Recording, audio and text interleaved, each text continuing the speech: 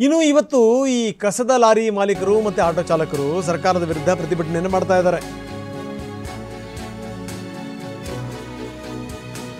Freedom ಪಾರ್ಕ್ನಲ್ಲಿ ನಿನ್ನೆಯಿಂದ ಶುರುವಾಗಿದೆ ಇವರು ಪ್ರತಿಭಟನೆ. ಅನಿರ್ದಿಷ್ಟಾವಧಿ ಪ್ರತಿಭಟನೆ. ನಮಗೆ ಅನ್ಯಾಯ ಆಗಿದೆ, ನಮಗೆ ನ್ಯಾಯ ಒದಗಿಸ್ಕೊಡಿ. DCM DK ಶಿವಕುಮಾರ್ ಇವತ್ತು ಸ್ಥಳಕ್ಕೆ ಭೇಟಿ ಕೊಟ್ಟಿದ್ದಾರೆ. 198 ವಾರ್ಡ್ಗಳ ಕಸದ ವಾಹನ ಚಾಲಕರು ಮತ್ತು ಸಿಬ್ಬಂದಿ ಪ್ರತಿಭಟನೆ ಮಾಡಿರೋದು ನೋಡಿ.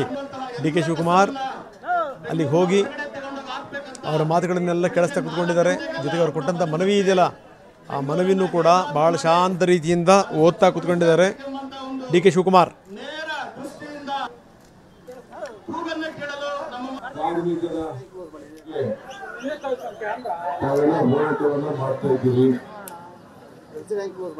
ನೀವೇನು 25 ವರ್ಷದಿಂದ ಏನಲ್ಲ, ಸಾಮಾಜಿಕವಾಗಿ ನೀವು ಮಾಡ್ತಾ ಇದ್ದೀರಿ. ಸರ್ಕಾರ ನಮ್ಮ ಸರ್ಕಾರ ತೀರ್ಮಾನ ಆಗಿದೆ, ಮಾಡಿದೆ. ನಿನ್ನೆ ಬೊಂಬಾಯಿ ಗೌರ್ಮೆಂಟ್ ಅಲ್ಲೂ ಕೂಡ ನಿಮ್ಮನ್ನ ಕರೆಸಿ ಮಾತುಕತೆ ಮಾಡಿ ಇದು ನೀವು ಕಾರ್ಪೊರೇಷನ್ ವ್ಯಾಪ್ತಿಗೆ ಕೊಡುವುದಿಲ್ಲ ಅನ್ನೋದೊಂದು ತೀರ್ಮಾನ ಆಗಿದ್ದು ನನಗೆ